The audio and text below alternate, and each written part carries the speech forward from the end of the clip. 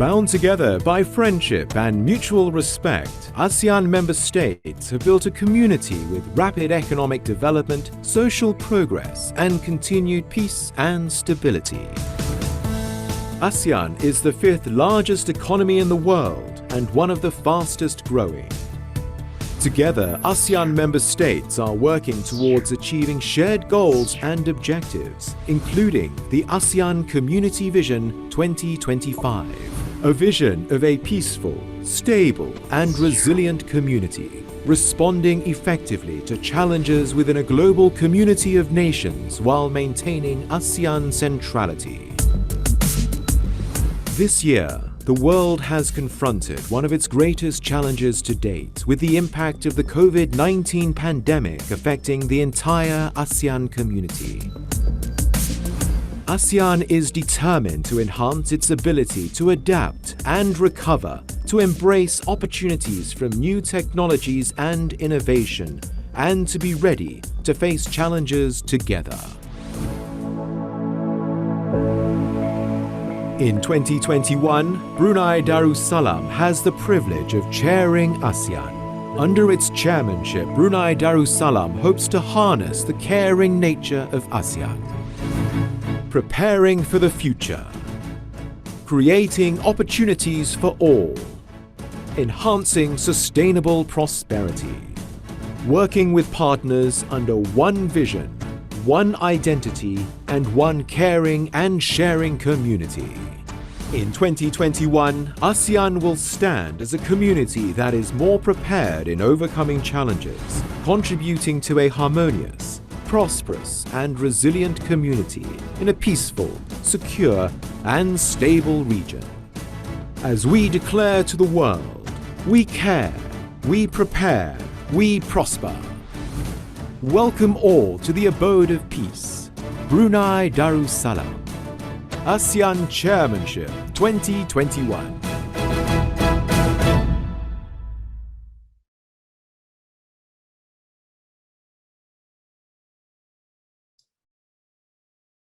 Welcome everyone. Thank you for joining us for the 4th ASEAN Inclusive Business Summit, Building Inclusive Businesses to Build Back Better. I'm Christina and I will be your technical facilitator today. For assistance, please use the chat function to message anyone with the title Technical Facilitator in their name.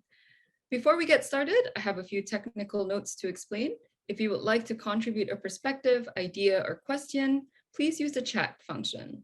You can find both of these features at the bottom of your Zoom window. Please note that this session will be recorded for documentation purposes. We are also streaming live on Facebook to enable a larger audience to take part in the discussion. Also, please note that the live transcription is also available for this event, and you can turn the subtitles on and off using the designated button at the bottom of your screen. Finally, to communicate more easily over the event, we kindly invite you to rename yourself using the following convention: first name _ family name _ organization. By clicking on your name in the participant list, you should be able to rename yourself. For those of you just joining us, thank you for attending the 4th ASEAN Inclusive Business Summit, Building Inclusive Businesses to Build Back Better. With that, I will now pass the floor to our moderator for today, Mr. Fadli M. Zaini, Darussalam Enterprise. Mr. Fadli, the floor is yours. Thank you, Christina. Bismillahirrahmanirrahim. Alhamdulillahi Rabbil Alameen. وبه نستعين على أمور الدين والدين الصلاة والسلام على أشرف الأنبياء المرسلين وعلى آله وصحبه أجمعين. Yang Mulia, Pengiran Hajah Zety Sufina binti Pengiran Dato Paduka Haji Sani, Permanent Secretary Industry, Ministry of Finance and Economy, Brunei Darussalam. Yang berbahagia, Dato Suryani binti Dato Ahmad, Secretary General, Ministry of Entrepreneur Development and Cooperatives, MIDAC, Malaysia, as Chair of the ASEAN Coordinating Committee on Micro, Small and Medium Enterprises, AXME. Mr. Kaveh Zahedi, Deputy Executive Secretary, United Nations Economic and Social Commission for Asia and the Pacific, UN ESCAP. Dr. Alexander Bohmer, Head of South and Southeast Asia Division, Organization for Economic Cooperation and Development, OECD. representatives of the ASME, fellow ASEAN colleagues and development partners, esteemed panelists and participants, distinguished guests, ladies and gentlemen, welcome to the 4th ASEAN Inclusive Business Summit. Live from Bandar Seri Begawan, my name is Fadli and I will be your master of ceremony today. Hosted by Brunei Darussalam, we warmly welcome you and thank you for your attendance for today's summit. This initiative is brought to you by Darussalam Enterprise There, the United Nations Economic and Social Commission for Asia and the Pacific, ESCAP, the Organization for Economic Cooperation and Development, OECD, the Inclusive Business Action Network, iBAN, and the ASEAN Secretariat. Among its objectives, this summit hopes to have meaningful conversations in raising the awareness among policymakers and businesses on the inclusive business concept, model, activities, and approaches that could contribute towards the ASEAN Economic Community 2025 as we build back better through building inclusive business. For this opening session, we will now welcome speeches from our key stakeholders. First, we would like to welcome Yang Mulia Pengiran Hajah Zety Sufina binti Pengiran Dato Paduka Haji Sani, Permanent Secretary Industry, Ministry of Finance and Economy, Brunei Darussalam as country host.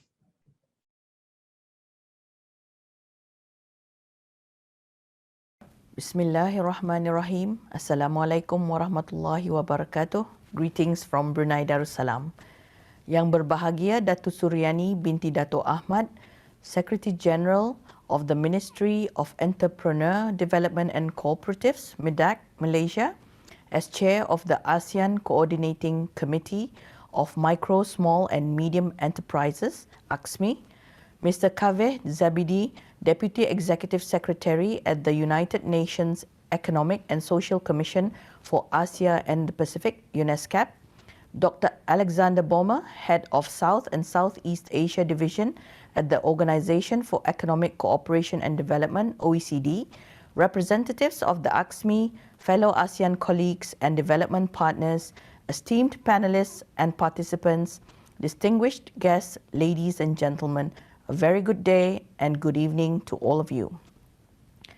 On behalf of Brunei Darussalam as host for the 4th ASEAN Inclusive Business Summit and in conjunction with Brunei Darussalam's ASEAN Chairmanship this year, it is with great pleasure and honor to welcome you all to this event, which is held virtually for the second time as we are all still in the midst of battling the COVID-19 pandemic. I would like to take this opportunity to express my appreciation and congratulations to Darussalam Enterprise or DARE, ESCAP, OECD, the Inclusive Business Action Network, and the ASEAN Secretariat for successfully co-organizing this event. Responding to the call by ASEAN leaders in 2017 for greater emphasis on creating an enabling environment for inclusive businesses, ASME spearheaded the promotion of inclusive business in ASEAN back in 2018, aligned with the strategic goal D of the ASEAN Strategic Action Plan for SME Development 2016-2025, which is to enhance policy and regulatory environment. Since then, ASME has made significant headway through the organization of various capacity building and awareness activities at both the national and regional level. Today's 4th summit is a testament of ASEAN's continued commitment in promoting inclusive business in national and regional development agendas, with the strong support received from ASEAN's partners who are also the co-organizers of the summit. Policymakers and businesses in ASEAN member states have been developing better understanding of the inclusive business concept and approaches that are applicable within national and regional contexts. During the 3rd ASEAN Inclusive Business Summit, the guidelines for the promotion of inclusive business in ASEAN, endorsed by the ASEAN Economic Ministers during the 52nd ASEAN Economic Ministers meeting, was introduced to the wider stakeholders. The guidelines was developed as a reference document for ASEAN policymakers and provided an outline on how inclusive business can be supported at the national and regional level, and proposed the institutional setup required to do so. With the endorsement of the guidelines, today's summit will explore how governments can and have put the guidelines into practice. It will discuss in detail two of the core measures suggested in the guidelines, which are: one, the establishment of an inclusive business accreditation and registration system, and two, the provision of business coaching services for firms to develop inclusive business models. As a result of efforts to promote inclusive business at a national level, ASEAN member states are actively engaging in inclusive business policy development and capacity building to better understand the inclusive business concept and approaches among its policymakers and businesses.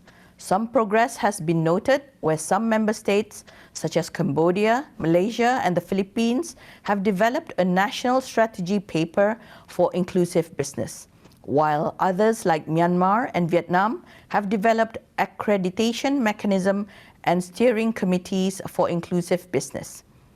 For Brunei Darussalam, while poverty is marginal and market opportunities for inclusive business involvement may be small, the country nonetheless faces some social challenges, especially unemployed youth and those affecting vulnerable groups within the population, such as single mothers and low-income families, that could be addressed through inclusive business. This is witnessed from a growing trend for social entrepreneurship as well as corporate social responsibility initiatives.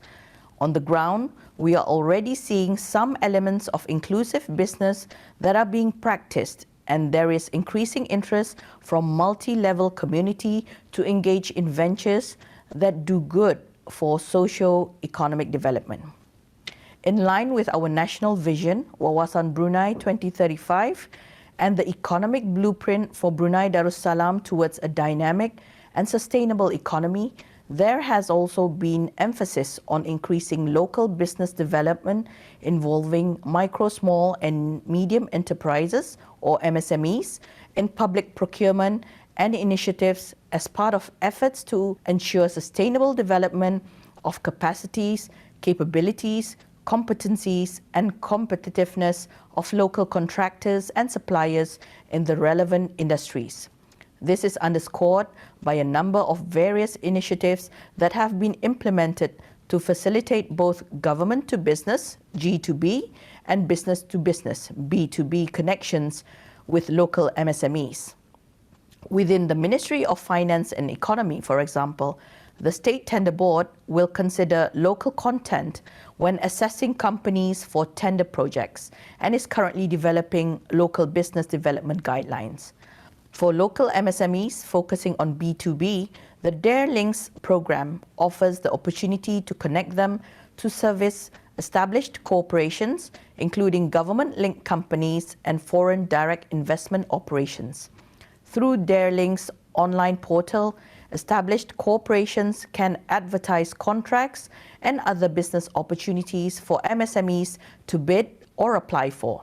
As part of the value of joining the platform, MSMEs will have the opportunity to undergo relevant training programs which will increase their capabilities to match the demands and expectations of the corporations, ultimately increasing MSME participation in the B2B value chain. Moving forward, I hope that this fourth ASEAN Inclusive Business Summit will not only be beneficial for Brunei Darussalam to further explore the potential of enhancing its existing ecosystem into a full-fledged inclusive business model, but also for us to echo ACSMI's objective in continuing to raise awareness among policymakers and businesses on the significance of the inclusive business concept, models, activities, and approaches in order to achieve inclusive growth.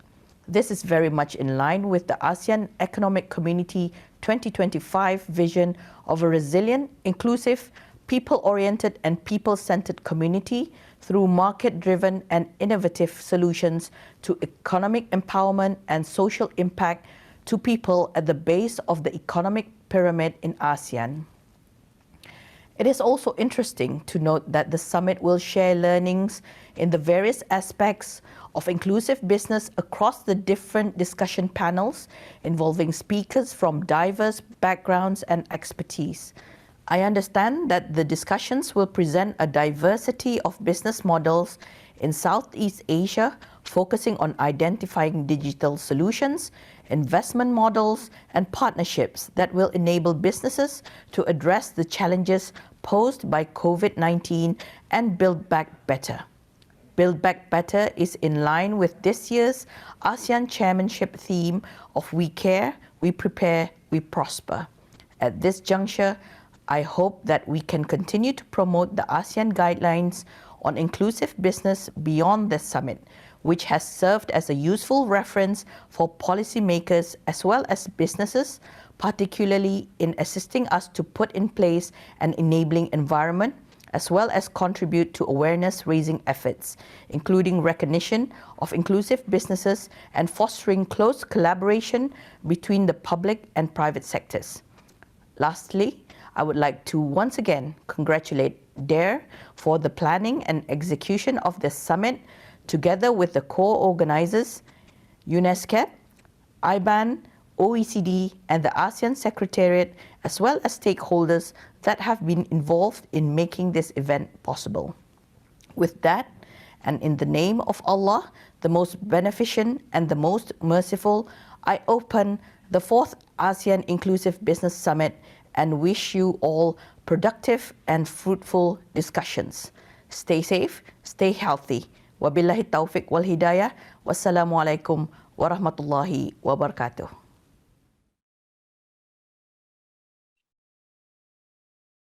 Thank you for the first opening speech, Yang Mulia Pengiran Hajah. Distinguished guests, ladies and gentlemen, it is now my pleasure to invite Mr. Kaveh Zahedi, Deputy Executive Secretary, United Nations, ESCAP. Thank you very much, dear moderator, and Your Excellency, Pengiran Hajah Zety Sufina binti Pengiran Dato, Paduka Haji Sani, Permanent Secretary, Ministry of Finance and Economy, Brunei, Darussalam. Our dear partner, Dr. Alexander Burma, Head of the South and Southeast Asia Division of the OECD. Excellencies, distinguished chairs and representatives of ASEAN sectoral bodies, dear colleagues from the organizing partners, ladies and gentlemen, dear friends. I think over the past 2 years, we have all watched as the pandemic has quickly turned from an economy and society-wide shock, an unprecedented one, really into a story of the haves and the have-nots. People in vulnerable situations and vulnerable jobs, and those at the base of the economic pyramid have suffered the most, unable to access and afford essential products and services, unable to make a living, and unprotected by social protection systems that were inadequate even pre-pandemic days. But even before the pandemic, Asia Pacific and indeed ASEAN were not on track to achieve any of the SDGs by 2030. According to our analysis at ESCAP, except for progress maybe on innovation and infrastructure, which is goal 9, the ASEAN region was either progressing too slowly or even regressing on some of the goals. Most alarming is the regression in protecting the oceans, in undertaking urgent climate actions, in building peace and strong institutions, and in reducing inequality. 5 years into the implementation of the 2030 Agenda for Sustainable Development, we have realized that incremental change by individual companies may not deliver the business contribution needed to reach the sustainable development goals. But maybe in the face of increasing pressure from consumers, from investors, and from employees, businesses are beginning to look more seriously at realigning their priorities with the broader hopes and aspirations of people.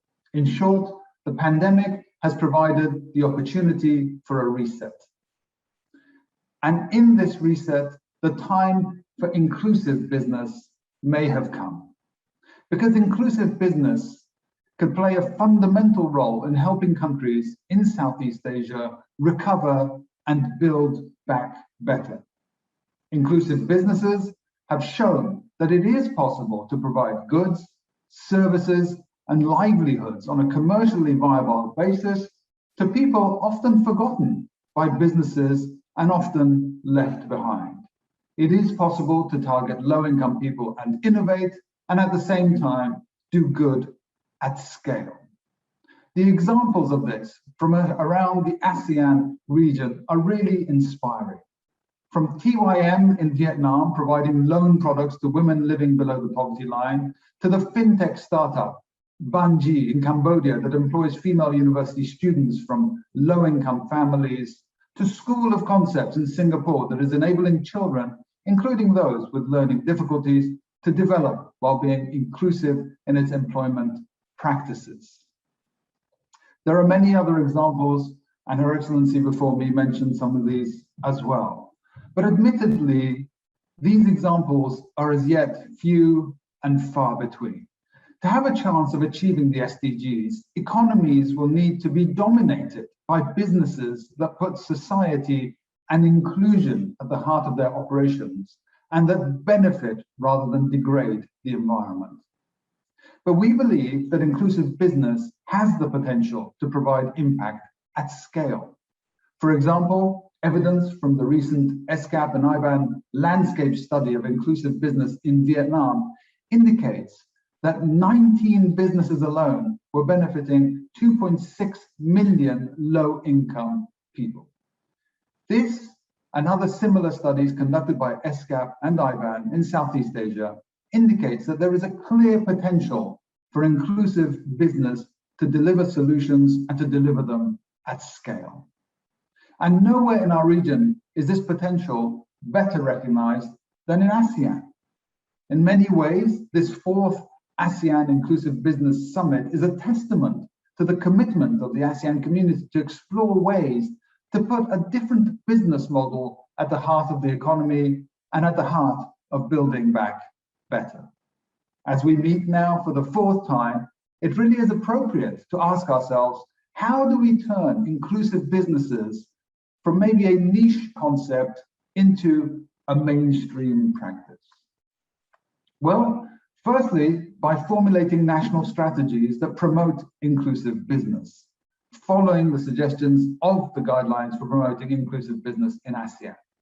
And despite the current challenging conditions due to COVID, several ASEAN member states have done just that and have made significant progress in advancing and promoting inclusive business even this year.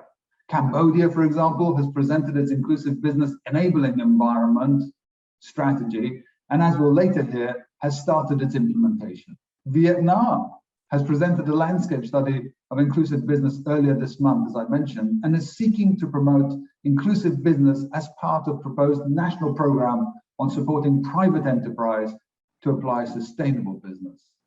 In addition, an inclusive business bill has been filed for deliberation in the upper house and the lower house of the Philippines. Of course, we warmly welcome these decisive actions taken by member states to turn the guidelines into reality, into action. A second area, of course, is just that, speeding up implementation. These policy frameworks will quickly need to be followed by concrete actions. We must recognize and encourage business leaders through awards, through accreditation, and through other means. More importantly, in order to see tangible benefits, we must make every effort to support the emergence of more inclusive business models, including by providing business coaching for leaders ready to transform and mainstream business models into inclusive ones, and by building public-private partnerships to make potential inclusive business models a reality. Linked with all of this, of course, is scaling up partnerships that convene different partners along the value chain. For example, that convene producers, inclusive business and farmer associations to build farmers' capabilities and address aggregation inefficiencies. We also need partnerships to catalyze investments. Development funds can be used to reduce the risks of and therefore leverage private investments to finance the development of inclusive business models. At ESCAP, we are absolutely committed to mainstreaming inclusive business in ASEAN and beyond in the Asia-Pacific region. As part of our commitment, we are engaging in a significant partnership with the Bill and Melinda Gates Foundation, something that was launched just a few days ago, to promote inclusive business models in agriculture in South and Southeast Asia over the next 3 years. This partnership will address the needs of thousands of farmers by augmenting the success of inclusive agribusiness.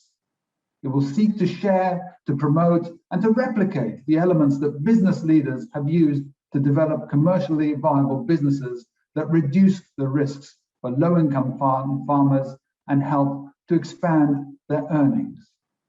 In addition to this partnership, ESCAP will continue to support ASEAN dialogues and exchanges on how to promote inclusive business, and most importantly, individual governments seeking to promote inclusive business nationally. Ladies and gentlemen, dear colleagues, if we are to build back better and achieve the Sustainable Development Goals by 2030, promoting inclusive business surely must be part of the answer. Before concluding, let me thank once again Brunei Darussalam, the ASEAN Secretariat, iBAN, and the OECD for bringing us together again, for organizing this summit, and for their continuous work supporting inclusive business in ASEAN and in Asia Pacific. It really is a great pleasure for ESCAP to join forces with all of you to make inclusive business the model for every business. Thank you very much. Thank you, Mr. Zahedi. Ladies and gentlemen, we will now invite Dr. Alexander Bohmer, Head of South and Southeast Asia Division, OECD, for the last opening address. Thank you, Chair. Thank you so much. Your Excellency, Ms. Pengiran, Hajah, Zety, Sufina binti Pengiran, Dato, Paduka, Hajah, Sani, Permanent Secretary, dear partner, Mr. Kaveh Zahedi from ESCAP, dear Chair of the ASEAN AXMI, the ASEAN SME Committee, colleagues from the ASEAN Secretariats, Excellencies, ladies and gentlemen. Good morning to ASEAN participants, and good night to those like me here in the European time zone. And let me say what a pleasure it is on behalf of the OECD. Very pleased to cooperate with our partners on this already fourth ASEAN Inclusive Business Summit. As Kaveh has just pointed out, the relevance of the topic was really reinforced now by the COVID-19 crisis, which highlights the inequalities, not only in certain communities for ASEAN, but at large, but even within the business community, with some being better resourced and able to adapt than others, or having better access to government support mechanisms, which have been ample in the region, and ASEAN should be applauded for that. OECD has a long history, colleagues, of supporting inclusive and sustainable growth in ASEAN, and OECD is supporting inclusive business principles, social entrepreneurship in a range of ways. First of all, OECD has been part of the G20 working group on inclusive business and supported the development of the G20 inclusive business framework. And as you know, in November, an ASEAN country, Indonesia, will become chair of the G20 process. Secondly, for over 20 years, OECD focuses on promoting social entrepreneurship with reports such as the Social Entrepreneurship in Depth Country Reviews and the Better Entrepreneurship Policy Tool, that is a free online collaboration tool. Today, my colleagues in the panel sessions will speak about these initiatives, especially during the session on social entrepreneurship. And thirdly, OECD has been supporting businesses to do good while doing no harm through the development of internationally recognized responsible business conduct standards known as the OECD Guidelines for Multinational Enterprises, which are meant to apply across business operations and supply chains. And the OECD Responsibly Supply Chains in Asia program aims at enhancing respect for labor and environmental standards and businesses engaging in supply chains are mainly addressed here. But OECD has also been working on the subject of inclusive business, particularly in ASEAN. Since 2017, we have conducted a number of events around inclusive business in ASEAN, and we were also very honored, together with our partners, to contribute to the development of the criteria for the ASEAN Inclusive Business Award. And more importantly, last year, related to the third ASEAN Inclusive Business Summit, to the development of guidelines for the promotion of inclusive business in ASEAN, which was presented at last year's summit and then endorsed by ASEAN economic ministers in 2020. Ladies and gentlemen, ASEAN member states, like OECD members, are at very different stages in promotion of inclusive business, as we heard from Dato Ms. Pengiran just this morning. Most countries have started exploring policies and supporting options, while others have not yet placed inclusive business in their national agendas. COVID has also pushed the ASEAN governments to explore means to encourage more inclusive business to emerge, replicate, and scale up. And some member states are introducing national strategies and programs to promote IB, as we heard already. So that means that today we will hear many stories how, despite the current difficulties and the current difficult context, business leaders and impact investors and development actors are investing in IB models that support economic growth and social impact at scale. And different aspects support the implementation of the inclusive business guidelines are still needed and ongoing in the region. And let me just highlight again, first, the need for awareness raising with a wide range of stakeholders, as noted in the inclusive business guidelines. Businesses, the impact investors, business schools also can play an important role to train the next set of business leaders. Secondly, the establishment of a relevant accreditation and registration system that could also be important to support development of relevant standards. And finally, the provision of business coaching services for firms for scaling into inclusive business models should also be supported and looked at. I'm really looking forward to the discussion of these and related subjects at the event today. And let me close by saying how pleased we are to participate in this event with our long-standing partners, the ASEAN Secretariat, the UN ESCAP and iBAN. But let me thank especially the representative of Brunei Darussalam for taking a lead and integrating the summit into the program of the officials event under its ASEAN chairmanship. We do hope that this will become a tradition amongst the ASEAN chairs. I wish all participants to have a very pleasant day and very engaging discussions. Thank you very much.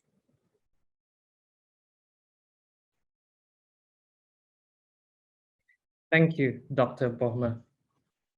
Distinguished guests, we would like to take this opportunity to welcome a family photo with all our esteemed speakers and participants.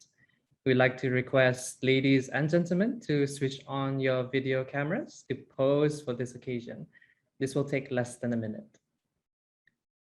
We'll just wait for a moment for all of our participants to switch on their cameras for this family photo.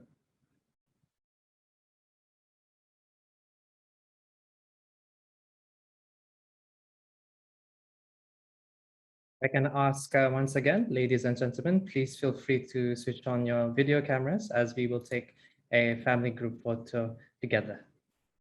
I can see lovely faces now on. Just wait momentarily. Lovely, lovely. You can see that now. Okay. I won't take too much of a moment. I will now count 3, 2, 1. Big smiles. Please pause for a moment as the photographer is capturing your screens. Please stay still as we will take a camera still of your screen caps.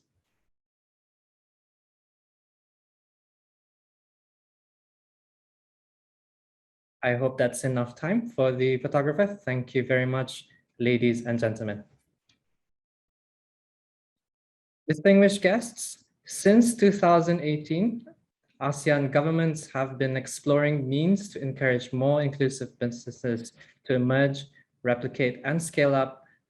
And some member states are introducing national strategies and programs to promote inclusive business.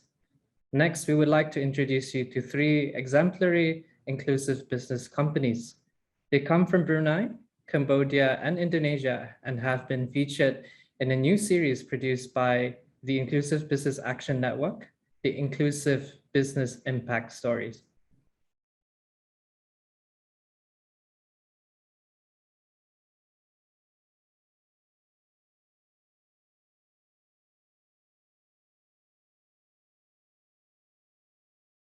These stories combine in-depth interviews with visually appealing videos. They portray inspiring entrepreneurs and their teams in a uniform visual language, combining the essence of a story with that of an impact. On the one hand, the story element creatively narrates an account, transmitting and connecting feelings, generating empathy, and giving it a personal touch. On the other hand, the impact element provides fact-based and accurate information in a direct manner that appeals to our intellect. The first impact story shows Project Feed, an inclusive business startup from Brunei.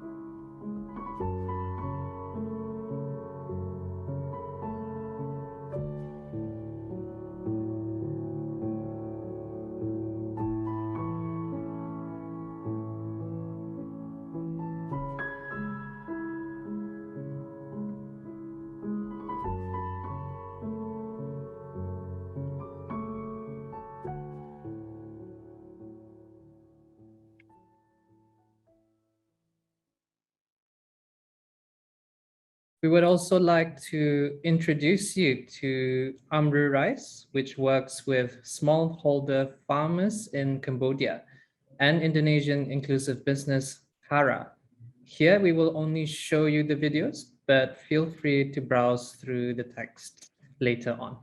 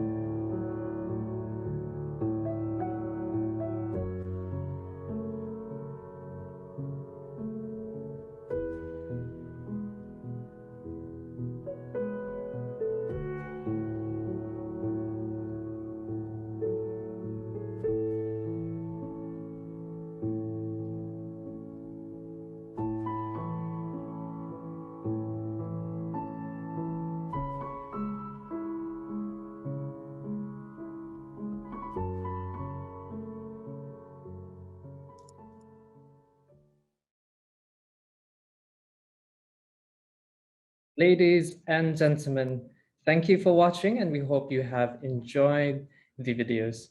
Please feel free to visit the website to explore more. Now, I would like to pass the floor to Inside Pack for technical announcements.